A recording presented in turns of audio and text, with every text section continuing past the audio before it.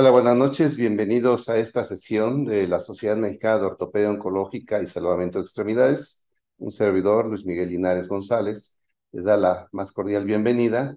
Y en esta característica del apoyo que se ha brindado por parte del Colegio Mexicano de Ortopedia, el convenio que tenemos, lo llevamos a cabo precisamente en las instalaciones para poder tener la presencia de varios de los ponentes y al mismo tiempo tener una conexión vía remota con otros ponentes más. Le cedo la palabra a la doctora Pamela Ibarra de la O, secretaria general de nuestra sociedad. Bienvenida, doctora.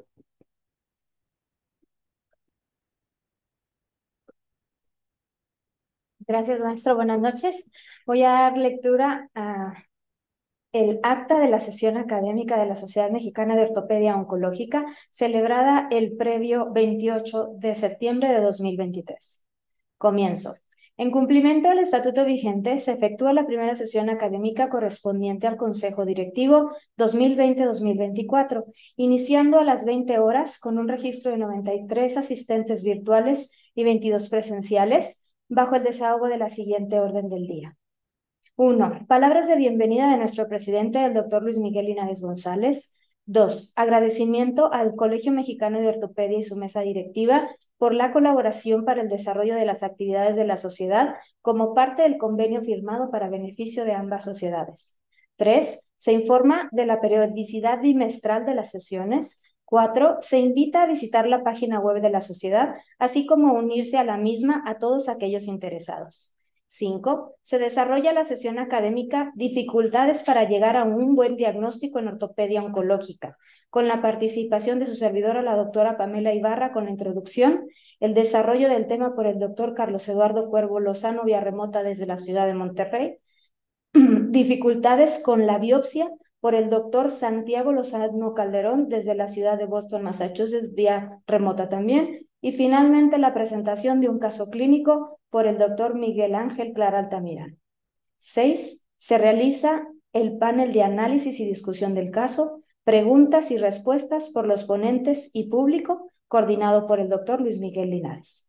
7. Se da mensaje de agradecimiento y clausura y despedida, siendo las 21:10 horas. Así finaliza la minuta de la primera sesión.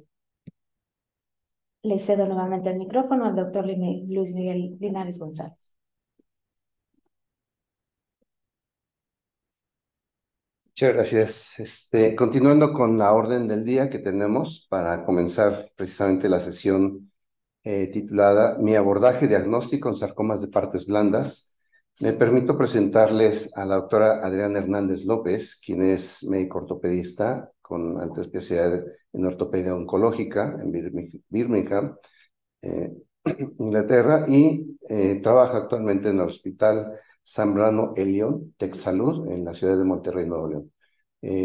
Adri, muy buenas noches, bienvenida. Si nos dan su... Sí, muy bien. Hola a todos, bienvenidos. Muchas gracias por invitarme y por tenerme aquí. Les voy a compartir mi pantalla y vamos a platicar un poquito antes de las ponencias, así a medida de introducción. Entonces, bueno, hoy vamos a hablar todos de los sarcomas de tejidos blandos y su abordaje diagnóstico, como ya bien lo dijo el doctor Linares. El mayor problema de los sarcomas de tejidos blandos es que son muchas cosas que englobamos en un término, ¿sí?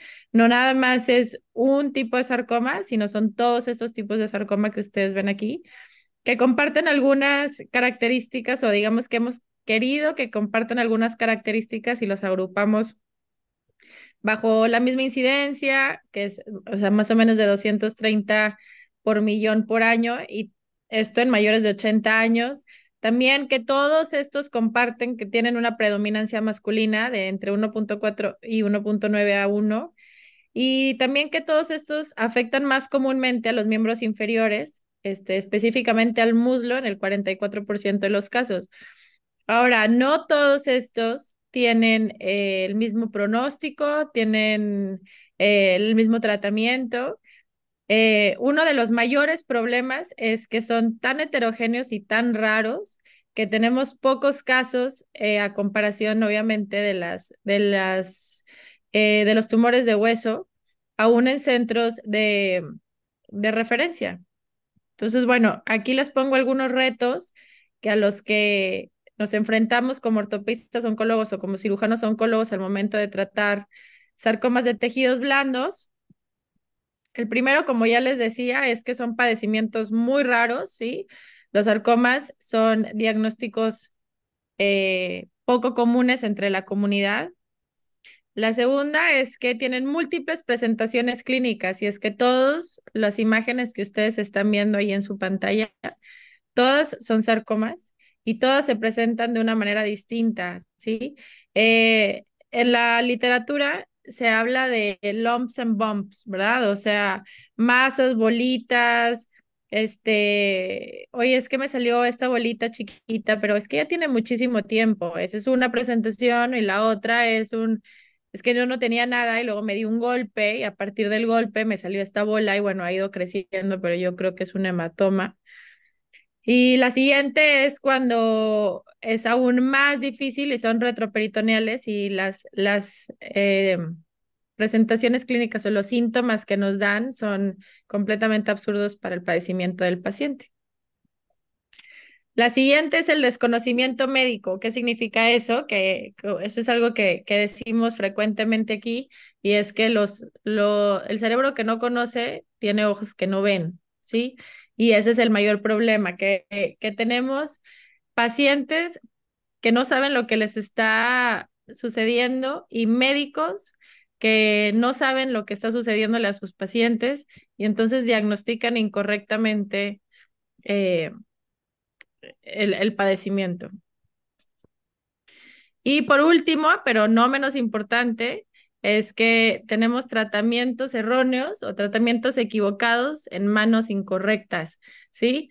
Y esto es así, la persona que tiene demasiada iniciativa y poco conocimiento y nos complica mucho el tratamiento de estos pacientes y de estos desafortunadamente hay muchos.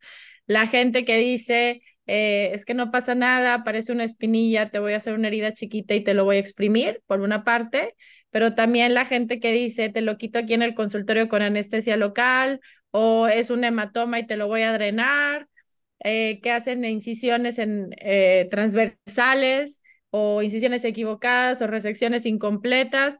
Todos estos son tratamientos erróneos hechos por manos incorrectas, ¿verdad? Entonces, eso es uno de los mayores retos. De hecho, en la literatura mundial, lo que más se reporta es el reto mayor en la literatura mundial para el tratamiento de los sarcomas de tejidos blandos son las resecciones intralesionales o inadvertidas, o sea, la gente que está haciendo tratamientos equivocados en manos incorrectas, en las que le quitan las masas por muy pequeñas que sean, por eso les quise poner estos específicamente, que son los más comunes, que se las quitan una bolita en la mano y se las quita alguien una bolita en el pie y se las quita otra persona y a la vuelta de la patología, si es que mandan patologías, resulta ser un sarcoma sinovial o un sarcoma pleomórfico que tiene bordes positivos. Entonces, bueno, ese yo diría que es el principal reto y eso es lo reportado como principal reto a nivel mundial.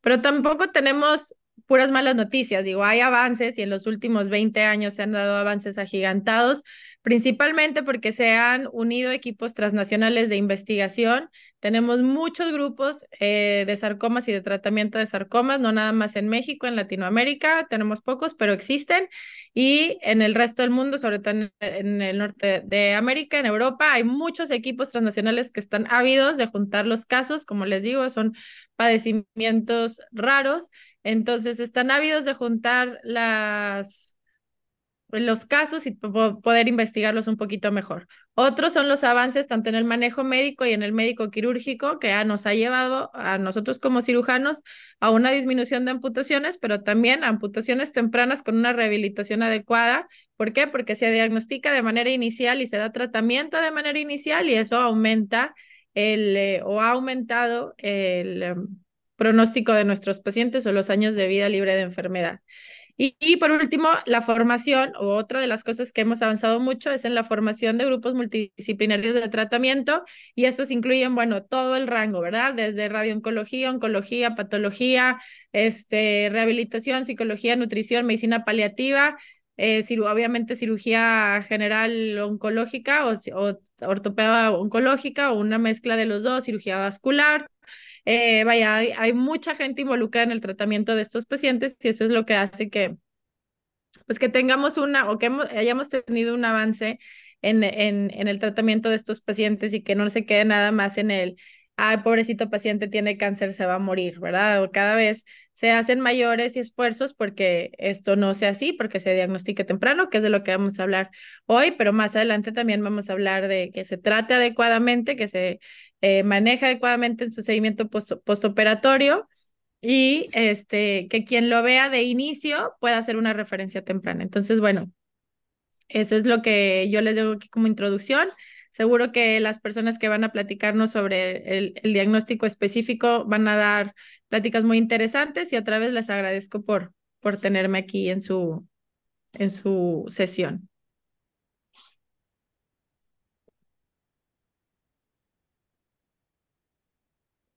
Pues realmente en muy poco tiempo, la doctora Hernández nos dio un panorama general. Actualmente no es muy fácil entrar en este ámbito, principalmente, ¿por qué? Porque pues no muchos tienen el interés en primer lugar, en segundo el conocimiento y el tercero el deseo de seguir interesándose para adquirir ciertas habilidades. Muy bien, cambiamos la presentación y voy a dar la palabra a un distinguido amigo, conocido ya de hace algunos años, el doctor Jean-René Clemenceau Valdivia, quien es cirujano oncólogo egresado del Hospital General de México, también de la Universidad Nacional Autónoma de México. Pues realmente tiene muchísimas publicaciones, pertenece a muchas asociaciones y sociedades, tanto nacionales como internacionales. Dentro de las nacionales y destacadas, la Sociedad Mexicana de Ortopedia, de Oncología, la SMEO, y al mismo tiempo, pues es presidente de la Sociedad Latinoamericana, ¿verdad? La Escuela Latinoamericana de Oncología, y nos da un gusto precisamente poder participar. Es muy extenso su currículum, pero vamos a abreviarlo en este sentido, porque si no, nos interesa más la plática que nos pueda charlar. Gracias. Adelante, por favor.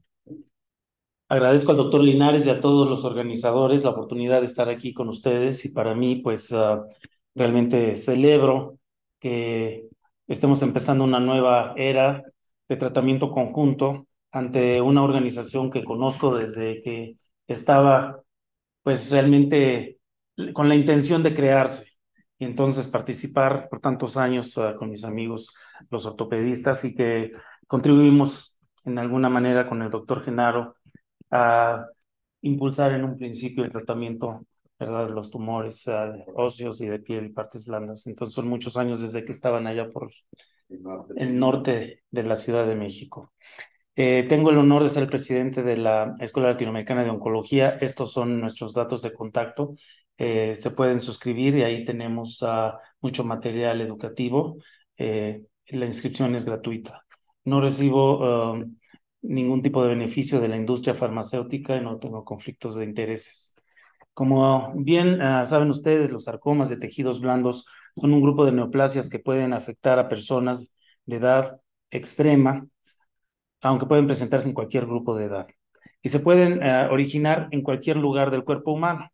Estas neoplasias pueden abarcar una variedad de presentaciones clínicas que pueden ser de los vasos sanguíneos, pueden ser del tejido graso y de cualquier área del tejido de conexión. Estos deben de evaluarse adecuadamente con estudios clínicos, estudios de imagen y biopsia para poder integrar de lo que se trata. El desafío en el diagnóstico de estas afecciones es que hay muchas afecciones que no son neoplásicas y que imitan a lo que serían los sarcomas de tejidos blandos. Los sarcomas de tejidos blandos se separan categóricamente por diferentes regiones. Es muy importante revisar la fisiopatología de los sarcomas describir la evaluación de un paciente con un probable sarcoma de partes blandas, resumir las opciones de tratamiento y destacar la importancia de mejorar la coordinación asistencial entre los equipos multidisciplinarios o interprofesionales para descartar o corroborar y hacer un tratamiento adecuado. Son más de 60 neoplasias, como bien decía la doctora. El problema que tenemos aquí es que nosotros a todas las bolitas, ¿verdad?, les decimos, es un sarcoma de partes blandas, pero en muchos de estos casos pueden ser enfermedades que dan una bolita, pero tener un comportamiento biológico muy diferente. Estas pueden involucrar el tejido adiposo, el tejido musculoesquelético, los vasos sanguíneos, los vasos linfáticos, cualquier parte del tejido conectivo, de los nervios periféricos, y pueden tener una gran variedad de presentaciones clínicas. Lo más común para nosotros es que digan, tiene un lipoma. Entonces, muchas veces recibimos un paciente que aparentemente tenía un lipoma.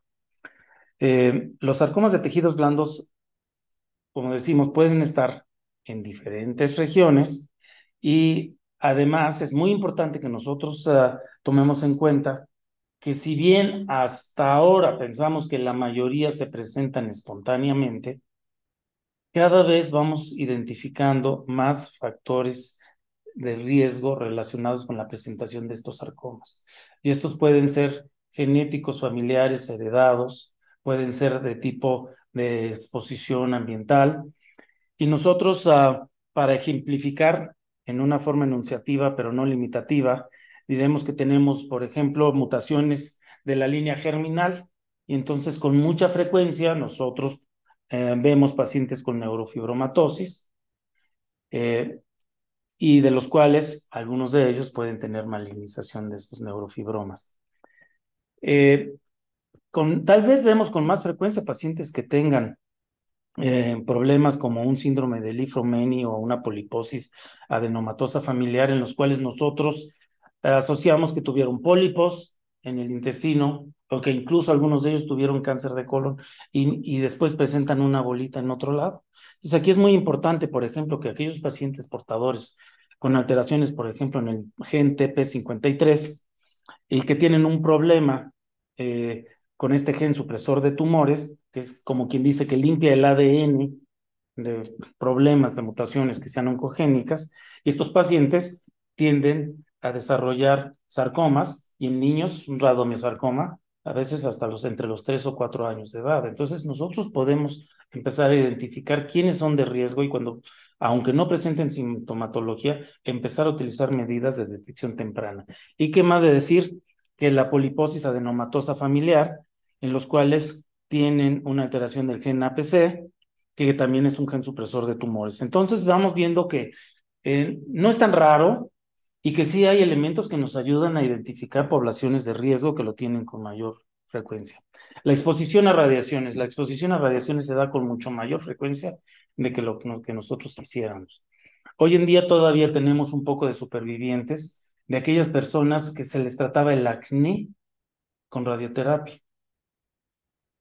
Y ellos recibían no nada más radioterapia en la cara, sino también en el tronco, y si sabe, entonces, y esos pacientes son pacientes que recibimos muchos años después, algunos de ellos, con sarcomas de partes blandas. Entonces, el antecedente de radiaciones, el antecedente ocupacional de exposición a radiaciones. Pero también hemos visto algunos pacientes con problemas ortopédicos desde la infancia que fueron expuestos frecuentemente a estudios radiográficos, incluso radiográficos complejos, y que después desarrollan sarcomas de partes blandas. Por eso, en algunos países ya hay una normatividad que exige que se cuantifique la exposición a radiaciones de por vida de las personas. Una de las características es que generalmente es en la periferia del campo de radiación donde se presentan este tipo de sarcomas, y que tienen, por lo general, los sarcomas inducidos por radiaciones una supervivencia más corta. En términos generales, cuando se estudió un grupo de personas que estuvieron expuestas a radiaciones y se desarrollaron sarcomas de partes blandas, fueron alrededor de 11 años después de que estuvieron expuestos a las radiaciones. Aunque dicen aquí que el Torotrast se dejó de usar en 1955, todavía En aquella época yo no había nacido, pero a mí me tocó ver pacientes que se usaba el Torotrast aquí en México, y tuvimos pacientes con angiosarcoma hepático con antecedente de haber recibido este medio de contraste. La exposición al cloruro de polivinilo, esto es de todos los días, incluyendo el agua que estamos tomando. Algunos de estos envases ya, aunque se digan ecológicos, pero en parte del proceso, a final de cuentas, son compuestos poliméricos que tienen efecto oncogénico, y exposiciones a algunas sustancias como arsénico, etcétera, etcétera. Otros de los casos que nosotros llegamos a ver es pacientes con linfedema crónico. En las zonas tropicales todavía hay pacientes con problemas parecidos a la filariasis, donde tienen linfedema crónico. Y lo más frecuente que nosotros veamos en las grandes ciudades son los pacientes supervivientes de cáncer de mama con linfedema crónico, y en las cuales algunas de ellas llegan a presentar linfosarcoma, y esto fue conocido como el síndrome de Stewart-Treves. Se considera en Estados Unidos que más o menos son un poco más de 12,000 casos nuevos cada año, y cerca de 5,000 muertes por año. 1% de los cánceres corresponden a sarcomas de partes blandas, y 2% de las muertes por cáncer son sarcomas de partes blandas. Para mí, cuando hablamos ya de un 2%, ya no son tan raros. Y eso que muchos se mueren sin diagnóstico. Se presenta con mayor frecuencia en las extremidades, y como bien dijo la doctora, 44% en las extremidades inferiores, principalmente en el muslo. Son tumores de tejido conectivo. Pueden aparecer en huesos, cartílagos, grasa, músculos, tejidos vasculares, órganos hematopoyéticos. Sin embargo, los sarcomas, por supuesto, son más raros que los carcinomas. Los oncólogos vemos con mucho mayor frecuencia carcinomas que sarcomas, pero por lo general tienden a crecer localmente e invadir a los órganos adyacentes, muchas veces antes de que den metástasis, dependiendo de la estirpe histológica. Y generalmente los pacientes se presentan por una masa que la mayoría de las veces es de consistencia firme y muchas veces indolora.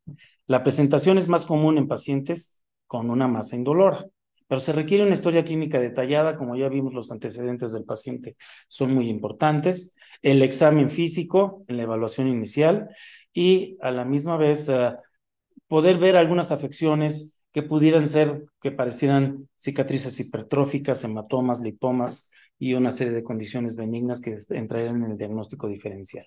En la evaluación, las indicaciones, cualquier masa que sea sospechosa de malignidad debe de revisarse bien clínicamente y hacer estudios de imagen. La resonancia magnética generalmente se considera la más informativa para los tumores sarcomas de partes blandas del tronco y las extremidades. La tomografía computada, cuando nosotros tenemos alta sospecha o la confirmación de sarcoma, nos ayuda sobre todo para la evaluación pulmonar, porque es uno de los sitios más frecuentes. Y el PET-CT todavía no es un estudio que haya validado como un estudio estándar, sin embargo está siendo de mucha utilidad en la evaluación de la respuesta, sobre todo el tratamiento médico. Si se recomienda una biopsia, entonces es muy importante que cuando sea posible sea una biopsia con aguja de corazón cortante, y de preferencia que nosotros tengamos planeado, si vamos a hacer después una cirugía o una resección, que ésta quede adecuadamente posicionado para la resección.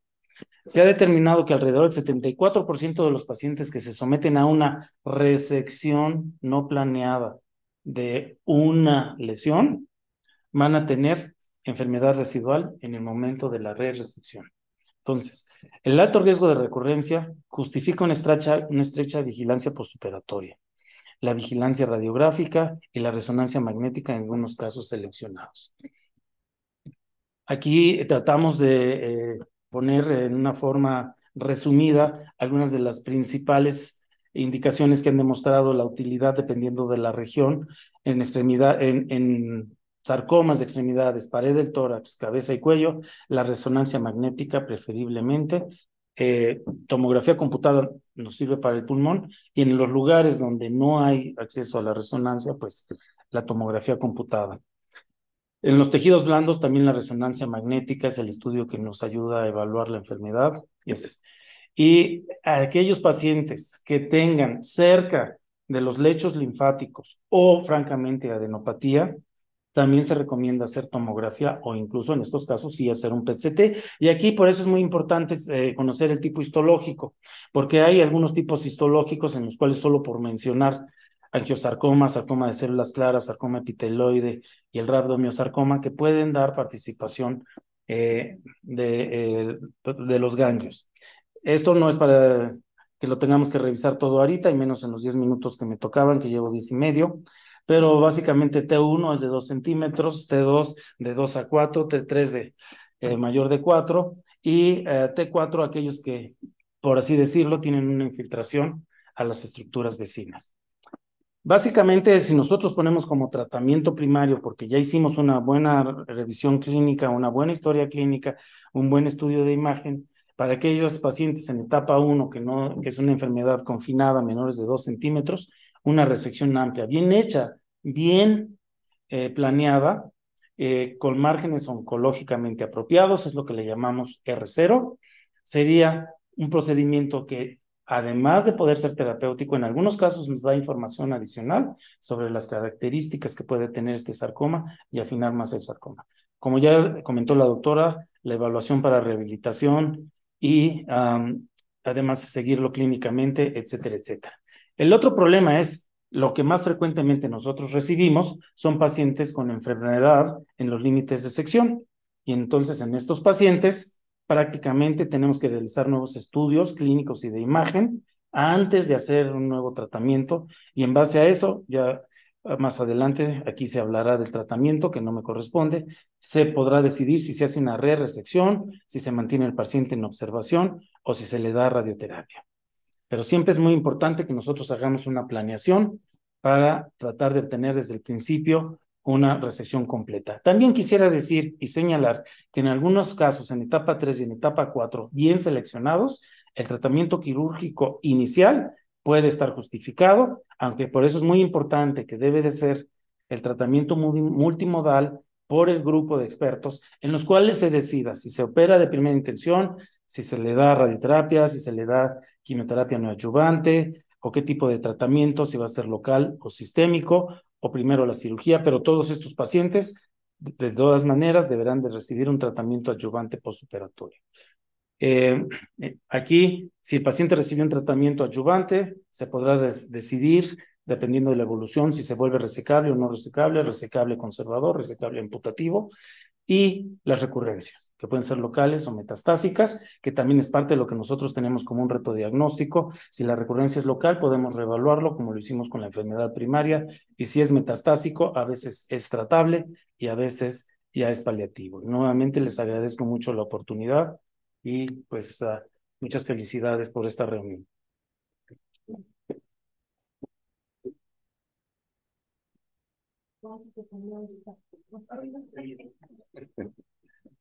Pues muchísimas gracias, doctor Clemenceau. Es un gusto precisamente poder comenzar a tener este panorama tan diferente.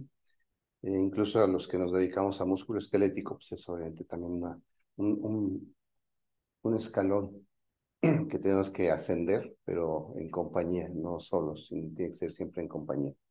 Bien, a continuación es un gusto presentarles a la doctora Caterina Serré Lascano, con el tema de las dificultades diagnósticas en el abordaje de los sarcomas de partes blandas, y ella es egresada del Instituto Nacional de Ciencias Médicas y de la Nutrición, tiene una maestría en Ciencias Quirúrgicas por la Universidad de Edimburgo, una maestría en Gestión Hospitalaria por la Universidad de Anáhuac, actualmente en un fellow en cirugía oncológica en la Universidad de Toronto, y al mismo tiempo coordinadora de lo que es el Grupo Mexicano de Sarcomas, y precisamente por eso nos estamos enfocando en esta ocasión a puros sarcomas. Doctora, bienvenida. Doctor Linares, muchísimas gracias por la invitación. Es un gusto para mí estar aquí. Bien, le dejo con su presentación. Gracias, doctor. Muy bien, pues agradezco muchísimo la invitación del doctor Linares y del ESMUSE para platicar acerca de las dificultades diagnósticas en el sarcoma de partes blandas, reforzando algunos de los conceptos que ya dijo la doctora Hernández y el doctor Clemenceau. Me gustaría empezar esta plática con una anécdota personal. Tuve la fortuna de hacer una estancia de algunos meses en el Instituto Nacional de Tumori en Milán, que es uno de los centros de referencia en sarcomas de tejidos blandos, y es un paraíso quirúrgico. Veíamos 2 o 3 casos quirúrgicos al día, 98 casos nuevos en 3 meses. Y durante este tiempo yo me pregunté, ¿por qué si Italia tiene la mitad de la población de México, tiene este volumen tan increíble, ¿no? ¿En dónde están los sarcomas mexicanos? Y después de esto me fui a hacer el servicio social en San Pedro Pochutla, que es una comunidad pequeña en la costa de Oaxaca, y efectivamente vimos sarcomas. Vimos en total 6 casos en 4 meses, referimos algunos al INCAN y a nutrición, pero hubo una paciente en especial que se me quedó grabada, una paciente de 14 años en el puerperio inmediato, y nos interconsulta ginecología con una lesión muy voluminosa en la rodilla y esta radiografía. Esto no es un sarcoma de partes blandas, evidentemente, pero ejemplifica muy bien el punto. La paciente hablaba zapoteco, tenía una profunda desconfianza en el sistema de salud público, estaba negada a viajar a la Ciudad de México y se fue de alta voluntaria negándose a ser transferida. Regresó 8 meses después, no podía caminar, un tumor ulcerado, sangrante, con metástasis pulmonares, y la paciente falleció. Esto ejemplifica que los casos están, pero los pacientes no llegan, resaltando la necesidad de una red nacional de sarcomas, estableciendo centros de referencia en el país, descentralizando la atención médica y difundiendo los estándares de tratamiento a los hospitales estatales. Ahora, ¿cómo se compara la situación de México con el panorama internacional? Si tomamos a la población de México en el 2021 como un 100% y la comparamos con otros centros de alto volumen o países de alto volumen como son Italia y Francia, vemos que tienen más o menos la mitad del volumen poblacional de México, Canadá, que es donde me encuentro actualmente, un 30%, y Estados Unidos pues es un monstruo, más del doble, ¿no? Sabemos que la incidencia estimada de los sarcomas de tejidos blandos son de 4.8 a 6.2 casos por 100,000 habitantes, y estas son las cifras que esperaríamos de diagnóstico anual en cada uno de estos países. Pero ¿cuál es la incidencia que se reporta verdaderamente? En Italia y en Francia se alcanza o se sobrepasa el número esperado de casos. En Canadá, en el 2018, se diagnosticaron 1,150 casos con un número estimado entre 1,800 y 2,000. En Estados Unidos también se encuentran por debajo del volumen estimado, con 13,000 casos en 2022 versus 20,000 esperados. Y en México, las estadísticas nacionales que tenemos más recientes datan del 2006, con solo 2,239 casos reportados y una incidencia esperada de entre 6,000 y 7,800 casos. Esto, en el mejor de los escenarios, representa solamente una tercera parte de los casos que deberíamos estar diagnosticando al año, y esto, a mi parecer, es bastante alarmante. Ahora, ¿cómo es la cronología del diagnóstico de los pacientes? Sabemos que en cuanto el paciente detecta algunos síntomas, que como la doctora Hernández dijo, pueden ser bastante vagos, y percibe la necesidad de buscar una consulta médica, aquí hay un intervalo de tiempo que puede extenderse debido a la inespecificidad de los síntomas de los pacientes. Entre que el paciente percibe la necesidad de buscar una consulta médica y la consigue, tenemos otro intervalo de tiempo, y desde que el médico de primer contacto recibe al paciente hasta que el paciente es diagnosticado, tenemos un tercer intervalo de tiempo. Y en todos estos intervalos tenemos múltiples factores que pueden retrasar el diagnóstico de los pacientes. Sabemos que el camino diagnóstico de los pacientes idealmente debería de ser una línea recta, pero en la gran mayoría de los casos se parece más a la línea de aquí abajo, ¿no? Siendo un camino tortuoso, con muchísimo retraso en el diagnóstico y tratamiento adecuado de los pacientes. Estadísticas que ya mencionaron los ponentes previos: hasta el 40% de los pacientes reciben un diagnóstico incorrecto. En el mundo desarrollado, solamente 22% de los pacientes participan en ensayos clínicos. En México, evidentemente, esta cifra es casi 0%. Hasta un cuarto de los pacientes van a recibir un tratamiento erróneo, y la mediana de retraso a referencia a centros de alto volumen es de 14 meses, este estudio hecho en Australia, pudiéndose extender hasta 96 meses. En México ni siquiera tenemos estas estadísticas. Ahora, si pudiéramos categorizar cuáles son las dificultades diagnósticas de los sarcomas de tejidos blandos, podemos englobarlas en 4 características. Características inherentes al tumor, a los médicos de primer contacto, al sistema de salud y finalmente, en un panorama más grande, al país. Y me gustaría enfocarnos por el momento a las características tumorales. Sabemos que una neoplasia rara se define como aquella con una incidencia de menos de 6 casos por 100,000 al año, siendo el 20 a 25% de todos los diagnósticos oncológicos cánceres raros. Y en estos hay un apartado específico de cánceres ultra raros, que son el 30%, de los cuales hablaremos más adelante. Si clasificamos a los cánceres raros por su sitio de origen, sabemos que los sarcomas pueden salir en cualquier parte del cuerpo y estos representan solamente el 5% de estos cánceres raros. Para dificultarlo aún más, estos pueden ser clasificados por sus características histológicas o por mutaciones patognomónicas genómicas identificadas por biología molecular, recursos que muchas veces no contamos con ellos. La falta de conocimiento clínico y biológico de estos tumores, todas las barreras en la investigación clínica por la baja incidencia o la falta de recursos, la dispersión geográfica de pacientes, sobre todo en países tan grandes como el nuestro, todo esto conlleva a peores desenlaces oncológicos en las neoplasias raras en general. Si englobamos la sobrevida a 5 años de los cánceres comunes, este es alrededor de 67%, mientras que en los cánceres raros es de 47%. Y esta diferencia no solo se explica por diferencias tumorales, biológicas, sino por todas las barreras que tenemos de acceso al tratamiento. Enfocándonos específicamente en los sarcomas ultra raros, un consenso de expertos reciente de la Sociedad de Tumores del Tejido Conectivo identificó hasta 56 subtipos de sarcomas ultra raros. Si vemos aquí los subtipos histológicos más comunes, los sarcomas ultra raros representan hasta el 20% de estos diagnósticos, que son tumores de los que probablemente inclusive la gente que se dedica a sarcomas muy rara vez verá un caso de estos en el transcurso de su vida profesional. Enfocándonos en los médicos del primer contacto y tocando un punto que ya desarrolló la doctora Adriana, me gustaría contarles otra historia y sabemos que las imágenes valen más de 1000 palabras. Estas son imágenes que yo me encontré en Instagram, en donde un médico especialista en dermatología reporta esta historia realizando una cirugía de un lipoma gigante.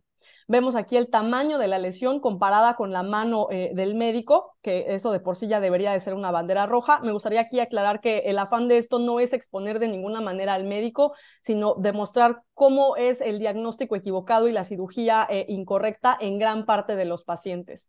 Aquí tenemos que sale el primer lóbulo, que la resección por lóbulos aunado al tamaño del paciente es una segunda bandera roja.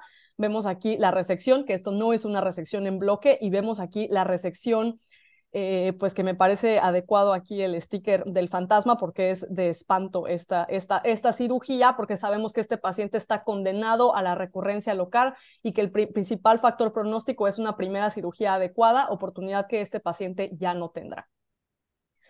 Sabemos que los médicos generales tienen una nula o mínima experiencia, o inclusive los especialistas, como este caso de dermatología, en diagnóstico y tratamiento de los sarcomas. Y pues quizá no podemos culparlos. Menos del 1% de los médicos generales van a ver un paciente con sarcomas a lo largo de su carrera. Como ya lo hemos mencionado, hasta el 40% de los pacientes son diagnosticados de manera incorrecta o retrasada y reciben un tratamiento subóptimo o incorrecto en hasta 70% de los casos. Ahora, asumiendo que el paciente ya llegó al especialista, inclusive aquí tenemos áreas de controversia en cuanto a los estándares de tratamiento. Una de ellas, como ya lo mencionó el doctor Clemenceau, es la biopsia preoperatoria. Nosotros somos a favor de la biopsia preoperatoria de manera percutánea, como ya lo mencionó el doctor. Esto porque tiene repercusiones sobre la estratificación preoperatoria. Sabemos que la evaluación de los ganglios regionales cambia el porcentaje que pueden estar afectados los ganglios de acuerdo al subtipo histológico, siendo más frecuente en sarcoma epitelioide de células claras, sinovial o angiosarcoma. O en cuanto a estadificación sistémica, puede haber subtipos que se asocian a metástasis inusuales, como el liposarcoma mixoide, asociándose a metástasis a tejidos blandos a distancia, o sistema nervioso central, en el caso de sarcomas alveolares de células claras o angiosarcoma. Los márgenes de resección también pueden ser adecuados al subtipo histológico, ya que hay tipos que se asocian a un patrón de crecimiento más infiltrativo, un mayor riesgo de recurrencia local o metástasis a distancia, y tenemos que poner en esta balanza también la funcionalidad de la extremidad y la extensión de la resección. Y también muy importante para tomar en cuenta en cuanto a terapia adyuvante, para saber el grado tumoral, la sensibilidad del subtipo histológico a quimioterapia, como puede ser Ewing o rabdomiosarcoma, en márgenes críticos cercanos o en tumores que tienen resecabilidad limítrofe, pudiendo mejorar la tasa de márgenes R0. En cuanto a la terapia perioperatoria, también hay áreas de controversia. Por ejemplo, en cuanto al uso de radioterapia, la temporalidad y dosis, tenemos este ensayo prospectivo del grupo de trabajo de oncología, en donde compararon la quimioterapia la radioterapia pre versus postoperatoria. La preoperatoria se asocia a una mayor tasa de complicaciones quirúrgicas locales versus que la postoperatoria tiene un mayor perfil de toxicidad a largo plazo y aparentemente una menor ventaja en sobrevida a largo plazo. En cuanto a la quimioterapia, también tenemos este estudio prospectivo del Grupo de Trabajo Europeo, en donde se comparó el régimen de quimioterapia específico al subtipo histológico, se comparó la quimioterapia estándar de 3 ciclos de pirrubicina más ifosfamida versus la quimioterapia subtipo específica, y se vio que no hubo superioridad de la subtipo específica versus el esquema estándar, pero hay un área de controversia en donde la trabectadina parece ser que es comparable, específico en su liposarcoma mixoide y con un menor perfil de toxicidad. Esto con el afán de ejemplificar que inclusive entre el grupo de especialistas que solamente se dedican a sarcoma de tejidos blandos hay aún muchas áreas de controversia que también pueden afectar el desenlace de los pacientes. Otra área que ha sido de mucho interés últimamente es acerca de la definición de un centro de alto volumen o de referencia. Un reciente consenso de expertos concluyeron que alrededor de 11 a 20 casos anuales en el contexto de sarcomas retroperitoneales definen un centro de alto volumen, y se ha visto que cambian los desenlaces a largo plazo con una reducción de mortalidad y mejor desenlaces oncológicos a partir de 13 casos por año. En el caso específico de sarcomas de extremidades, en este estudio en Estados Unidos que analizó 25,000 pacientes, en los cuales 13% fueron tratados en centros de alto volumen, definidos un poco de manera arbitraria como centros que operaban más de 20 pacientes al año, se vio que estos tenían un menor riesgo de mortalidad, menos márgenes positivos y más uso de radioterapia preoperatoria. Pero una buena pregunta aquí es, ¿cómo se debe de definir un centro de alto volumen?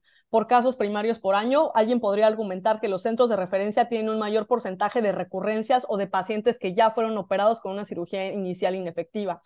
O si un centro que recibe un mayor número de casos es simplemente por su localización geográfica, porque está en la Ciudad de México, o porque verdaderamente dan una mejor calidad en el tratamiento de los pacientes.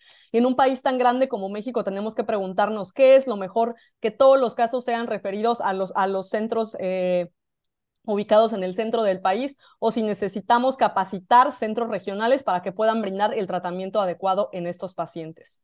Sin importar cómo definamos un centro de referencia, hay bastante evidencia que mejora la sobrevida en los pacientes cuando son tratados aquí. En este análisis retrospectivo francés, donde incluyeron 23 centros de referencia definidos como una revisión secundaria de patología, discusión multidisciplinaria de casos clínicos y manteniendo una base de datos prospectiva, incluyeron más de 40,000 pacientes, una tercera parte de los cuales tuvieron su primera cirugía en los centros de referencia. Y podemos ver aquí cómo las tasas de resección R0 son significativamente superiores en los centros de referencia, esto impactando la sobrevida a largo plazo, la sobrevida libre de recurrencia y la sobrevida global, con la línea de pacientes tratados en centros de referencia aquí en verde de manera significativa. Esto resalta no solo la importancia de los centros de referencia, sino también del manejo multidisciplinario, optimizando la planeación del tratamiento preoperatorio, minimizando la duplicación de estudios de imagen, reduciendo el tiempo de tratamiento y, por último, mejorando los desenlaces oncológicos. Y por último, las dificultades diagnósticas específicas a nuestro país y a nuestro sistema de salud. ¿Cómo se ve el cuidado de los sarcomas en el contexto mexicano? Esta era la estructura del sistema de salud mexicano previo a la introducción del IMSS Bienestar, que sabemos que ha ocasionado pues cambios grandes en el sistema de salud de nuestro país. Hay múltiples prioridades oncológicas de gran impacto nacional, como en cáncer de mama, que quizá en la lista de prioridades los sarcomas están cerca del final de esa lista. Nuestro sistema está fragmentado y tenemos recursos muy limitados. Específico a sarcomas, el Registro Nacional de Cáncer en Adultos es no funcional, no tenemos estadísticas nacionales desde el 2006 y las guías nacionales más recientes son del 2015, previo a las diferencias de tratamiento específico a cada subtipo histológico. Y pese a pensar, como dijo la doctora Hernández, que pudiéramos ser muy diferentes a los países desarrollados, tenemos algunas cosas en común que podemos usar a nuestro favor. En el ejemplo de Canadá, Canadá también tiene una gran extensión territorial con una dilución geográfica de los casos muy marcada y se basan mucho en sesiones multidisciplinarias virtuales para poder difundir los estándares de tratamiento. En el caso de Estados Unidos, por ejemplo, su sistema de salud también está muy fragmentado y los costos son altísimos. Aquí la difusión de información de pacientes para empoderarlos a llegar al especialista adecuado ha sido un arma muy importante. Ahora, ¿en qué podemos impactar? ¿No? O en qué, bueno, habiendo una lista interminable de problemas, ¿qué podemos hacer al respecto? Sabemos que no podemos cambiar las características tumorales, tampoco podemos cambiar el contexto de nuestro país, quizá podamos cambiar el sistema de salud, pero en 15 a 20 años. ¿En qué sí podemos impactar de manera inmediata? En los médicos de primer contacto, haciendo campañas de concientización, cambiando esta manera de pensar de que si es resecable se opera de entrada y haciendo una resección simple, intralesional o limítrofe. Sabemos que esto se asocia a mayores remanentes tumorales, recurrencias tempranas, desdiferenciación tumoral, sarcomatosis y finalmente irresecabilidad. cambiando esta cultura y práctica en médicos generales, pero también en cirujanos y ortopedistas generales, resistiendo este impulso a operar de entrada y favoreciendo una cultura de adopción de biopsia preoperatoria, tratamiento perioperatorio, revisión por patólogos expertos, una discusión multidisciplinaria, tratamiento orientado a subtipo histológico, preservación de extremidad y finalmente rehabilitación y apoyo psicosocial. Todo esto llevará a menor morbimortalidad, mejores desenlaces clínicos, favoreciendo las relaciones con los hospitales regionales y su capacitación y una cultura de referencia temprana. Y la difusión en foros como este es sumamente importante para que esta cultura pueda permear poco a poco en nuestro país. Hay esfuerzos internacionales acerca de cómo llevar a cabo este esfuerzo, de los cuales podemos tomar ideas muy importantes. Para concluir mi plática, sabemos que la complejidad y la rareza de los sarcomas de tejidos blandos, aunado a la debilidad de nuestro sistema de salud, equivale a pobres desenlaces oncológicos para la mayoría de los pacientes. Sin embargo, esto es potencialmente mejorable a través de la educación y concientización de médicos de primer contacto para el diagnóstico y referencia oportuna, definiendo las características de un centro de excelencia o alto volumen, difundiendo información de calidad para los pacientes, centralizando o regionalizando la revisión patológica, cirugía y discusión multidisciplinaria, fortaleciendo a los equipos oncológicos locales y haciendo énfasis en minorías y población vulnerable, para que podamos pasar de esta tercera parte de casos a la incidencia estimada o sobrepasarla, como es el caso de otros países. Quisiera agradecer al doctor Linares, al SMUSE, por la invitación al grupo. Les dejo los datos de contacto del Grupo Mexicano de Sarcomas, el Twitter, el correo y finalmente si hay algún interesado escaneando este código QR pueden registrarse como participantes del grupo para estar al tanto de las sesiones. Muchas gracias. Aplauso, por favor. No sé si se escucha. Muchísimas gracias, doctora Catherine. Muy abundante el tema. Sin embargo, vamos a dar paso precisamente al doctor Dorian Yair García Ortega, quien es cirujano oncólogo adscrito al Servicio Piel, Partes Blandas y Ortopedia del Instituto Nacional de Cancerología. Tenemos casos en conjunto, hay casos en discusión, siempre es en forma conjunta. Entonces creo que esto se tiene que llevar a otras instituciones, a otros niveles para que puedan tener esa comunicación y en especial, pues precisamente tener el encanto del adiestramiento que tiene cada quien, ¿no? Por ejemplo, el doctor Dorian tiene un máster en tumores musculoesqueléticos, maestro en ciencias y doctor en ciencias. Entonces, le damos la bienvenida. Muchísimas gracias y vamos al caso clínico. Muy buenas noches a todos. Muchísimas gracias, doctor Linares, por la invitación. Muchísimas gracias por las ponencias previas. Nos da la oportunidad de empezar a tener un gran background que nos va a permitir entender algunos detalles. Hay puntos muy importantes y trascendentales, y es lo primero que nos tenemos que quitar de la mente es que hablar de sarcomas no es hablar de una neoplasia. Estamos hablando de muchas neoplasias que todas se engloban con el nombre de sarcomas, así como los tumores epiteliales, que existen muchos, de la misma forma pasa con los sarcomas. Uno de los puntos que se ha venido recordando es, a pesar de todos los avances científicos que han ocurrido en los últimos 20 años, particularmente, no ha habido un gran cambio en la mortalidad. La gente normalmente cuando se diagnostica un sarcoma tiene el 50% de posibilidades de estar vivos a largo plazo. Estos puntos van a ser muy importantes tomando en consideración que la última actualización de la Organización Mundial de la Salud estima esto. Esto es lo que en realidad tenemos, son 165 entidades divididas en dos grandes grupos, sarcomas de tejidos blandos, 117, 54 entidades de tumores óseos, y hay 4 que se clasifican de esta forma, como células pequeñas rondas de hueso y tejido blando. Es decir, no está incompleto el diagnóstico, ya son entidades bien conformadas. Esto comienza a generar dificultad, porque primero tenemos de pensar que no todos los sarcomas se van a tratar igual. Y esto en relacionado directamente a algunas particularidades que se hablaron hace un momento. Y esto es, comparten algunas alteraciones mutacionales, pero no todas son las mismas y no todas ellas van a generar una respuesta biológica de la misma manera. Así que vamos a empezar. Y la mejor forma de que nosotros podemos entender esto es con un caso clínico. Es un caso clínico convencional, un caso normal que nosotros podemos ver en la consulta. Un paciente de 48 años de edad, sin ningún antecedente de importancia, profesionista, empleado, que comienza su diagnóstico, llega por primera vez con nosotros un 17 de septiembre de 2018.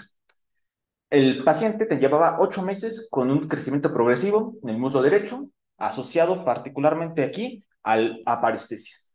Tenía la particularidad de que había perdido 4 kilogramos, asociado a que pues, se le estaba viendo aumentado el tamaño y había acudido con algunos médicos, atención, y pues todo el mundo lo manejaba como hematomas, desgarros y demás. Entonces esto es bastante frecuente. No presentaba ninguna alteración en la marcha, no presentaba disnea. Hasta aquí pues es un caso muy convencional.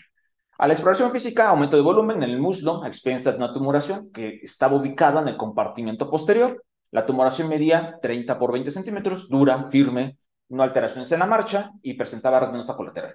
Esos son los datos clínicos más importantes o relevantes. Lo primero que debemos saber es, bueno, ¿y qué hacemos con este grupo de pacientes? Lo estricto es, necesitamos un diagnóstico antes de pensar en que lo vamos a quitar o no lo vamos a quitar. Para esto es indispensable saber que yo, si veo cualquier lesión que mida más de 5 centímetros, necesito obligadamente tener un estudio de imagen.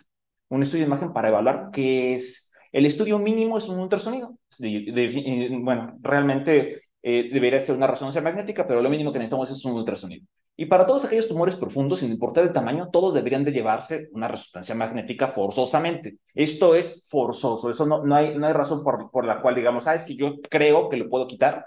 El creo que lo puedo quitar no funciona porque los pronósticos son completamente diferentes a partir de cómo yo estoy tratando. Y además tengo también que pensar cómo lo voy a etapificar. Entonces estos detalles son importantes. En este paciente solicitamos una resonancia magnética. Recordar dato importante, antes de realizar cualquier tipo de biopsia necesitamos un estudio de resonancia magnética. Entonces, resonancia magnética, aquí observamos una lesión, depende del compartimento posterior. Las características de la imagen son compatibles con una lesión de aparentemente origen adiposo. Así lo vamos a dejar en este momento. Esas son las dos fases. Aquí vemos la extensión de la lesión. La lesión abarca casi la totalidad del compartimento posterior. Se explica perfectamente las parestesias por la compresión del nervio ciático. Y aquí vemos dos cortes para observar la dimensión de la lesión. Clínicamente, pues la gran mayoría de las ocasiones, este grupo de pacientes no, lo podemos quitar, se van y se operan. ¿Esto realmente debería de ser? La respuesta es no. Y vamos a ver por algunos detalles y que vamos a hablar de cosas muy específicas en esos escenarios. Y esto es, ¿en qué pacientes voy a necesitar biopsia? En todos. Solamente los que midan menos de 3 centímetros pudiésemos probablemente llevarlos a una biopsia excisional. Salvo ese escenario, absolutamente todos. Y todos tendrán que ir a una biopsia por Trucut. Biopsias incisionales están contraindicadas hoy en día. O sea, la única razón para hacer biopsias incisionales es que hayan fallado al menos 2 biopsias Trucuts. En ese escenario es la única razón. Y la segunda es que estamos obligados a que sean verificadas o sean vistas por patólogos expertos en sarcomas, los cuales nos tienen que dar un diagnóstico obligado a través de la clasificación de la Organización Mundial de la Salud y gradificados a partir de la clasificación francesa, que es la que normalmente más ocupamos. En este caso, se toma una biopsia y el único diagnóstico que nos dieron es un liposarcoma mixoide. Pero bueno, vamos a ver algunas particularidades. ¿Por qué nos interesa tanto que se haga una biopsia guiada cuando se pide esto? ¿Por qué necesitamos es de que, es que está bien grandote, está bien fácil, pues yo tengo un Trucut, voy y le pico y lo tengo? El problema es que la localización en la cual yo tome la biopsia va a impactar directamente en el tratamiento que yo le puedo ofrecer. Si ustedes observan aquí, es diferente esta porción que está más sólida versus esta otra que no está tan sólida. La celularidad es diferente. Entonces, a pesar de que la microscopía, el patólogo nos va a decir que sigue siendo un liposarcoma mixoide, cambia, porque uno es un liposarcoma mixoide que cuando no le agregamos más, estamos hablando que su componente de células redondas es menos del 5%, versus aquellos que tienen más del 5%, que todos ellos son alto grado. Entonces, este es un punto muy importante porque sabemos que a mayor porcentaje de células redondas el pronóstico es mucho más desfavorable y por lo tanto el riesgo de dar enfermedad a distancia es más grande. Entonces podemos tener diagnósticos que no son los correctos y aún más si, por ejemplo, se trata de otro tipo de tumores. Después de ahí, pues bueno, ya sabemos que es un liposarcoma mixoide. Lo que debemos saber es, bueno, ¿y cómo lo etapifico? Todos los sarcomas requieren tomografía de tórax. Todos, o sea, no hay ninguna excepción. Hay algunas ocasiones que algunos recomiendan que solamente para liposarcomas bien diferenciados podríamos omitir esto. Sin embargo, en general, todos requieren porque el sitio primario en el cual va a dar metástasis va a ser el tórax. Por lo tanto, requiero una tomografía de tórax forzosamente. Pero hay algunas cosas que extra. Hay algunos sarcomas que además necesito extenderme de la tomografía, como por ejemplo liposarcoma mixoide, sarcoma epiteloide, angiosarcoma, leiomiosarcoma, sarcoma y los sarcomas de células pequeñas. ¿Esto por qué? Porque la probabilidad de la enfermedad metastásica intraabdominal está presente.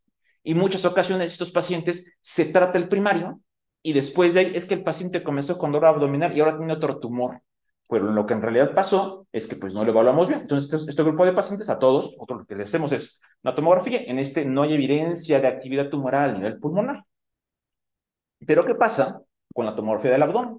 Un paciente que estaba sintomático. Si ustedes comienzan a observar, vean aquí. Si observan, hay una lesión intraabdominal que por la topografía el paciente no va a tener síntomas porque permite el abdomen crecimiento de lesiones más grandes. Normalmente todo ese grupo de pacientes que tengan liposarcomas mixoides, que cumplan criterios que platicaremos un momento más adelante, que cumplan criterios de alto riesgo, tendrán que tener forzosamente una imagen y tendremos que revisar el abdomen. O sea, todos los pacientes, forzosamente. Aquí se ejemplifica un corte de la tomografía pues, para que ustedes visualicen esta lesión. Ahora con esto, pues nosotros necesitamos tener un escenario para saber qué les voy a hacer. Porque durante muchos años, y si nosotros revisamos artículos que están publicados antes del 2012 2015, vamos a encontrar que hablábamos de sarcomas de alto riesgo basados en estos principios. Alto grado, histologías de pobre pronóstico, como sarcoma sinovial, sarcoma de Ewing, y entre otros, mayores de 5 centímetros, multifocales o recurrentes. Pero hoy en día tenemos algunas herramientas que no son las mejores, pero es lo que más se está ocupando para los ensayos clínicos. Particularmente dos. PERSAR, que sirve para evaluar, es un nomograma diseñado para evaluar lesiones que están ubicadas en extremidades y tronco. Y Sarculator, que si bien también ocupa retroperitoneo, también nos sirve para las extremidades. A partir de eso, nosotros podemos tener ya una clasificación que nos va permitiendo a nosotros definir cuáles son las mejores opciones de tratamiento. En tratamiento de enfermedad local, ¿qué hay que hacer? Cirugía es el estándar, es el tratamiento estándar, pero no cualquier cirugía, es una resección en bloque con márgenes negativos. Ahorita vamos a platicar a qué nos referimos particularmente o cuál es la evidencia existente, más o menos radioterapia, más o menos quimioterapia, según sea la histología. Ahí es importante considerar que cuando se hace una biopsia, el hematoma postoperatoria se considera contaminación tumoral y debe ser incluido dentro del lecho. Lo mismo pasa con la cicatriz, por lo tanto, cada que ustedes vayan a pedir una biopsia guiada por imagen, necesitamos que el imagenólogo que la va a tomar esté entrenado, por lo menos sepa qué vamos a hacer, para que nosotros no nos dificulte la realización de la cirugía o que no contamine otros compartimentos, que eso también pasa con bastante frecuencia. Lo que nosotros vemos es esto. O sea, el patólogo lo que nos va a reportar es, bueno, ¿qué es una resección para un sarcoma? Una resección amplia, una resección marginal o una interlesional. Cuando nosotros cortamos a través de la pseudocápsula, que nosotros decimos, ¿sabes qué? Entré por la capsulita es una resección marginal. Aquí voy a tener células neoplásicas. Tasa de recurrencia 95%. Entonces los pacientes no deben tratarse así. No, los sarcomas no tienen cápsula. Es uno de los principales principios. Cuando hablamos de resección amplia, es cuando la resección va o sale por fuera de este sitio. O podemos aplicar algunos otros conceptos, como por ejemplo estos vertidos por Kawaguchi, que ya se venían practicando desde hace mucho tiempo, pero que nos sirve para identificar cuál es el margen idóneo. En ese escenario, vamos a hablar de dos cosas particulares. Uno, que son barreras delgadas, y dos, que son barreras gruesas. Las barreras delgadas, porque muchas veces la crítica es, bueno, ¿y cómo yo le voy a dar 1 centímetro, cómo le voy a dar 2 centímetros a una lesión que está en el antebrazo? Hay que quitarle todo el brazo, entonces, para darle el margen necesario. Pues aquí aplican los márgenes. Resulta que estos márgenes hay equivalentes. Las equivalencias resultan de los estudios que han demostrado que resecar una barrera delgada corresponde a 2 centímetros y una gruesa puede corresponder de 3 a 5 centímetros según la barrera a la cual estemos hablando, como por ejemplo puede ser la fascia lata, la cual se considera una barrera gruesa. Ahora, la radioterapia, ¿cuándo? La radioterapia es indicada específicamente para pacientes que tienen lesiones de alto grado. Grado 2, grado 3, aquí el problema a veces es que el grado 2, a veces hay algunos patólogos que lo dan como grado 2 y otros lo dan como grado 3. Pero bueno, profundas que miden más de 5 centímetros, recurrentes o márgenes positivos, pero que no puedan ser resecados.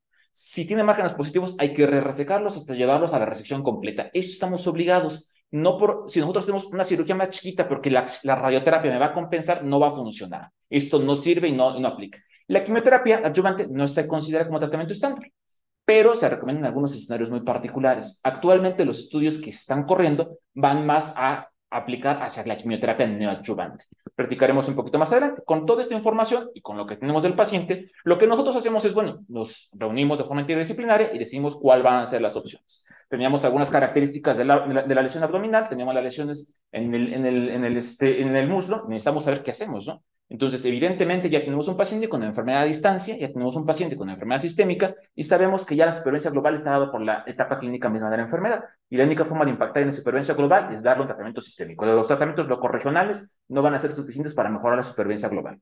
Y entonces aquí se decidió ir por una resección amplia, más que la resección de la lesión intraabdominal, darle quimioterapia y radioterapia como mejor tratamiento específico para este grupo de pacientes.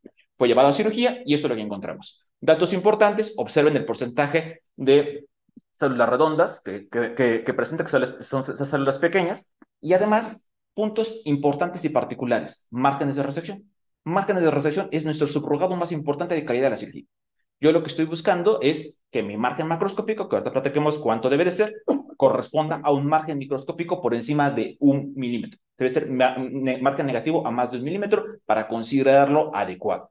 Y sí es importante tomar en consideración el resto de las variables pronósticas para saber cómo le voy a ir a este paciente. Y otro detalle más, si el paciente fue llevado a resección, a un tratamiento neoadyuvante, puede ser radioterapia, quimioterapia. Hoy en día la sugerencia desde el año 2016 es que todos tengan esto. Y esto es que se gradifique el porcentaje de celularidad posterior al tratamiento. Esto lo gradifica en 5 grados, y estos grados lo que nos van a hablar es de la probabilidad de que el paciente pueda estar vivo a largo plazo. Sabemos que el grupo que mejor le va a ir son aquellos que tengan menos de 10% de células viables. Esto, a diferencia de UVOS, porque es muy similar a lo que hicieron, a lo que aplicaron con UVOS, aquí lo que tenemos es, en lugar de ver la necrosis, aquí lo que nos importa saber son qué porcentaje de células viables tenemos. En el seguimiento, pues en este grupo de pacientes, y ahorita vamos a ver algunos detalles particulares de mixoide, es que principalmente como recurre a pulmón, la recurrencia pues la tenemos que buscar. Entonces necesitamos tomografías pulmonares. Entonces siempre va a requerir eso, examen físico, estudios de imagen, siempre se refiere a resonancia magnética para las extremidades, y la frecuencia de las visitas son así. El primer año cada 3 meses, el segundo año cada 4 meses, después desde el año número 2, cada 6 meses, y a partir del año número 5, cada año. Esto siempre y cuando no tengamos recurrencia. Pero ¿qué pasa? En este paciente, por ejemplo, después de haber sido tratado en 2018, en los estudios de imagen, observamos dos características. ¿Ven esto? ¿Y ven esto? Son asintomáticas, totalmente asintomáticas. Lo que tenemos es recurrencia de la enfermedad, si bien ya a un tiempo muy prolongado, y es la razón por la cual no dejamos de ver a los pacientes. Estas son nuevas lesiones. En el escenario de un paciente que ya fue tratado y que ya lo llevamos a todo el tratamiento completo, y que a pesar de eso tenemos recurrencia de la enfermedad, tenemos que replanificar qué vamos a hacer con este grupo de pacientes. A este grupo de pacientes, pues evidentemente la droga que es más activa, como ya también se ha mencionado, es la doxorubicina, y ya recibió su tratamiento con doxorubicina, pues este paciente, por tiempo prolongado del periodo de enfermedad, requiere cirugía. Entonces este paciente fue llevado a cirugía, y lo que encontramos es esto. Entonces, igual lo mismo, lo que buscamos particularmente es que la resección vuelva a ser con márgenes negativos, pero ya sabemos algo importante. Si yo tengo un paciente que ya me recurrió, la probabilidad de que me vuelva a recurrir está incrementada. ¿Cuál es el problema? Que actualmente no tenemos tantos fármacos como en otras neoplasias para evaluar qué es lo que voy a hacer.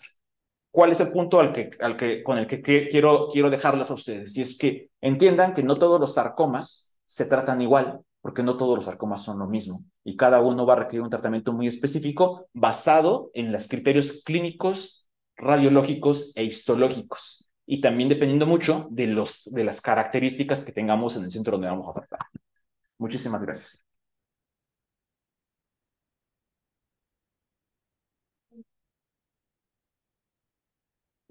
Desde el punto de vista que llamó la atención precisamente para poder realizar esta sesión, pues son los tejidos de partes blancas. En general, la gran mayoría, como se acaba de observar en las presentaciones y en las charlas que se han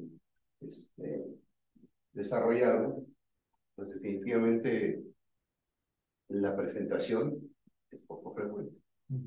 No tenemos una casuística y al menos una estadística nacional que represente la realidad.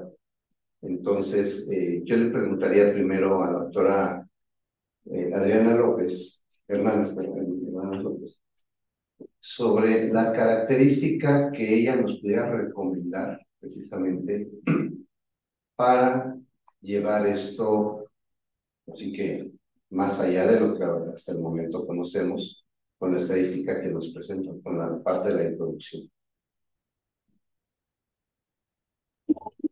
¿Se refiere a hacer una base de datos, o sea, de formar un grupo más grande? No entendí muy bien su comentario, doctor Linares. Sí, precisamente es enfocarlo. ¿Qué es lo que nos recomendarías? Pues sí, lo principal creo es hacer un grupo en donde estemos todos involucrados, que creo que es la doctora ya lo está haciendo. Digo, ahorita, entre que estaba escuchándola y viéndola, estuve buscando en Twitter, bueno, en X, el grupo que tiene.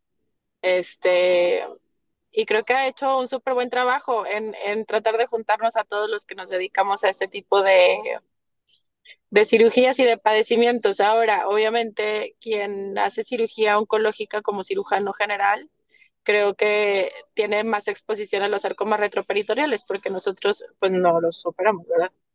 O no los debemos operar, porque también hay de todo en la viña del Señor. Entonces, creo que juntarnos entre cirugía oncológica y ortopedia oncológica sería una buena idea. Este tipo de sesiones deberían servir para reunirnos como grupo de trabajo en sarcomas, a lo mejor tener una junta, no sé, bimestral inicialmente para como un equipo multidisciplinario o una sesión multidisciplinaria en donde se decidan o se discutan casos complejos de diagnóstico complejo, de tratamiento complejo y se pueda tener, digamos, que el input de más gente. Y como ella decía sobre los centros de alto volumen, tener una base de datos prospectiva, que esa es la clave. Eso creo que quienes me conocen saben que yo insisto muchísimo en que tengamos una buena base de datos sobre nuestros casos. Aquí en Monterrey, quienes han venido también lo podrán constatar, que tenemos una base de datos bastante grande en donde tenemos imágenes, seguimientos, fechas, radiografías, vaya, una base de datos que empezó el doctor Cuervo cuando él inició su práctica y la hemos seguido todos los que estamos aquí trabajando con él. Pero eso se tiene que hacer a gran escala y la única forma es trabajar en un grupo, o sea, juntarnos como grupo y no nada más como amigos o como colegas, sino o sea, un compromiso de decir, bueno, como grupo de sarcomas, tanto de partes blandas como de hueso, nos vamos a juntar cada tercer jueves de cada mes y vamos a revisar esto, ¿verdad? Y también se va a alimentar, no sé, en el Drive o en alguna plataforma, los pacientes que tengamos día a día, y se va a revisar al término de tantos meses, o sea, pero creo que lo más importante es ponernos así, bueno, metas a corto plazo y metas que se puedan cumplir, vaya, que sean medibles, porque si ponemos así una cosa súper vaga y decir, vamos a tener la base de datos más grande de México, bueno, pero ¿cómo lo vas a hacer, no? Entonces, metas a corto plazo y que sean medibles, esa es una, la otra es trabajo en equipo y compromiso de parte de quienes trabajamos en esto. Muy bien, muchas gracias, Adri. Doctora Sarre.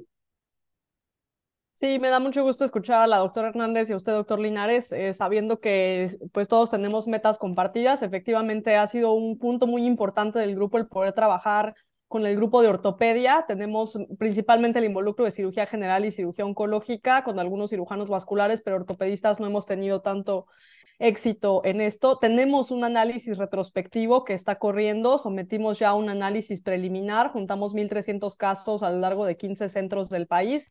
El llamado está abierto para cualquiera que quiera enviar sus casos de manera retrospectiva, con mucho gusto. En breve les pongo en el chat el enlace para el registro, para el grupo de mexicano de sarcomas y que podamos estar en contacto y puedan formar parte de las sesiones que hacemos de manera periódica. Tenemos webinars, tumor board, donde discutimos casos clínicos y sesiones periódicas de trabajo para discutir los avances de investigación.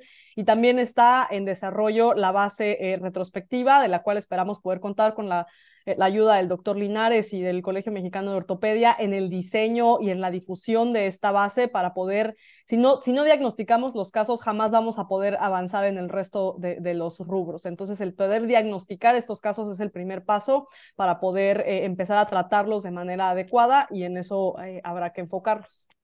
Muchas gracias, doctora. Doctor Dorian, sobre el mismo tema.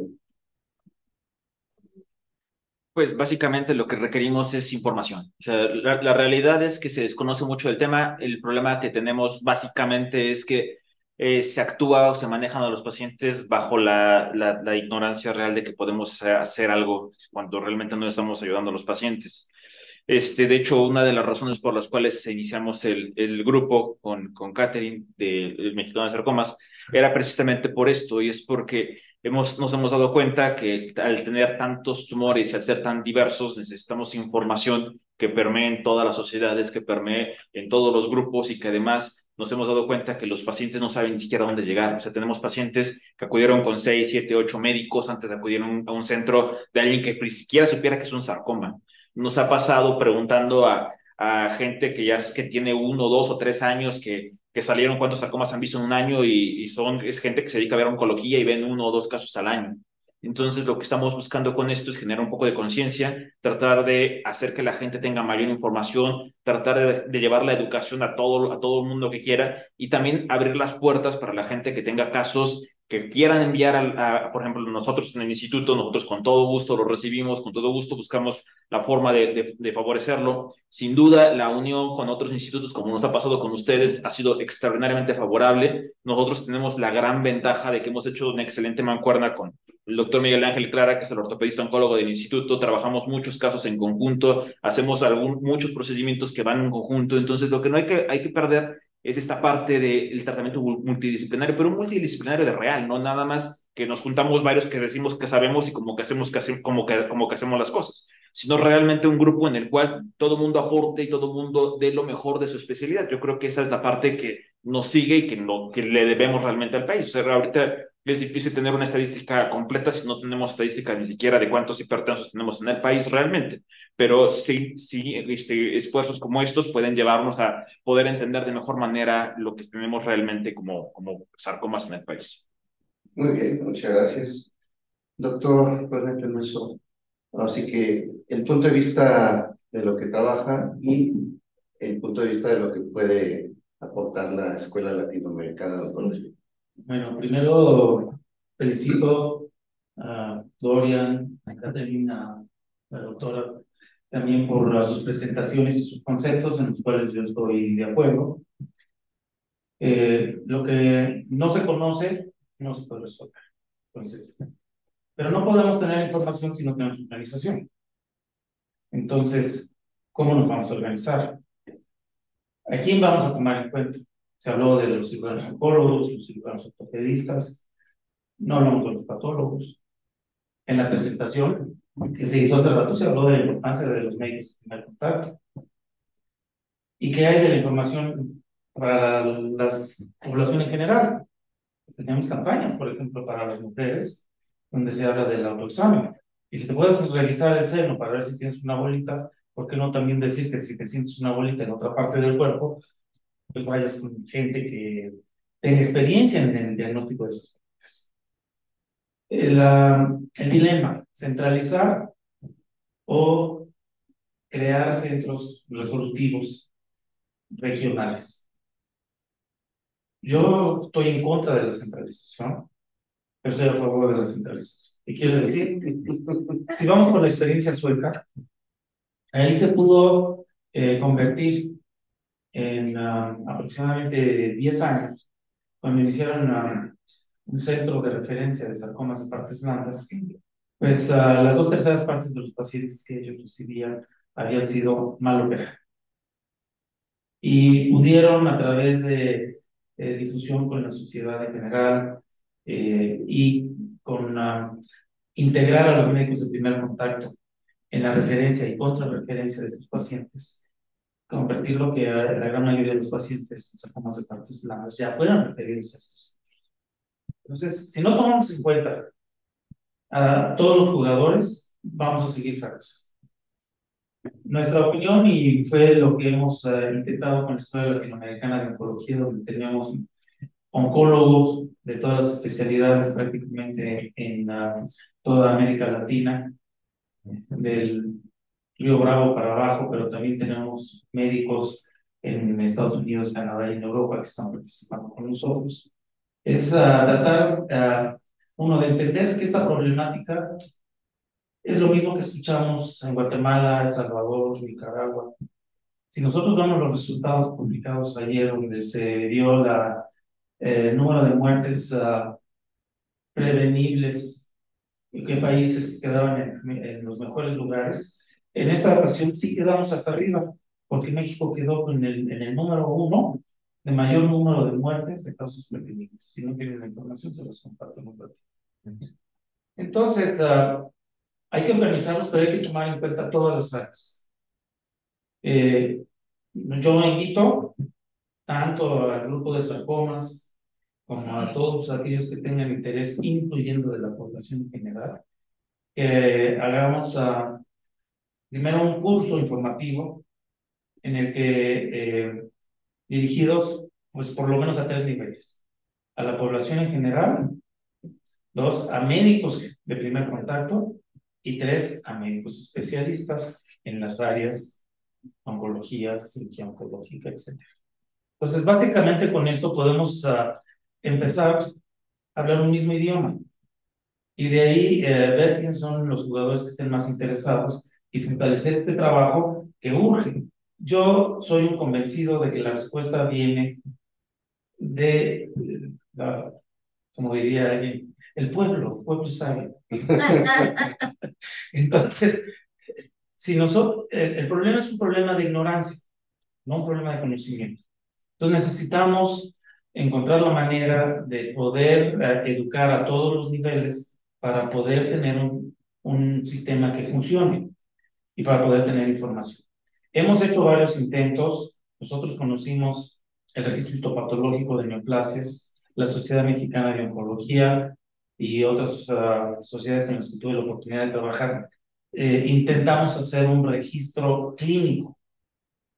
Yo creo que se requiere todo. Requerimos registros clínicos, no nada más con el sesgo de los grandes centros de referencia, porque como bien pusieron el ejemplo de Oaxaca, esa paciente no entra en las estadísticas, ¿verdad? Pero tenía sarcoma. Entonces, tenemos que buscar la manera de poder hacer registros clínicos y hacer registro, de nuevo, echar a andar el registro histopatológico, que como ustedes recuerdan la historia, funcionaba con un sesgo, pero eran enfermedades confirmadas, que funcionó también, que después lo tomó el sector salud para extinguirlo. Entonces, creo que también es muy importante que de nuevo trabajemos con los patólogos, porque yo la verdad no domino estas más de 60 enfermedades que integran los sarcomas de partes blandas. Y todos los días, ¿verdad? Ahora con la participación incluso de los estudios moleculares, pues es difícil ir al día de las nuevas detalles que estamos encontrando que tienen implicaciones diagnósticas, pronósticas, ¿verdad? Y además predictivas de respuesta. Muy bien, pues ese es el objetivo precisamente de estas sesiones. Primero, informarnos. Segundo, ampliar los conocimientos. No vamos a dominar el 100% de todo lo que se sabe, pero por lo menos hacerlo de la mejor manera y poder referir o apoyarse con los especialistas indicados. Entonces, espero que estas sesiones, como en todas otras sociedades, etcétera, aporten precisamente ese mensaje, pero que ya esté en forma general encaminado hacia el objetivo que es lo que necesitamos tener profundamente bien marcado. Pues agradezco nuevamente a todos los profesores, a todos los ponentes que estuvieron con nosotros y pues muchas gracias por su atención. Gracias a todos. Buenas noches. Gracias.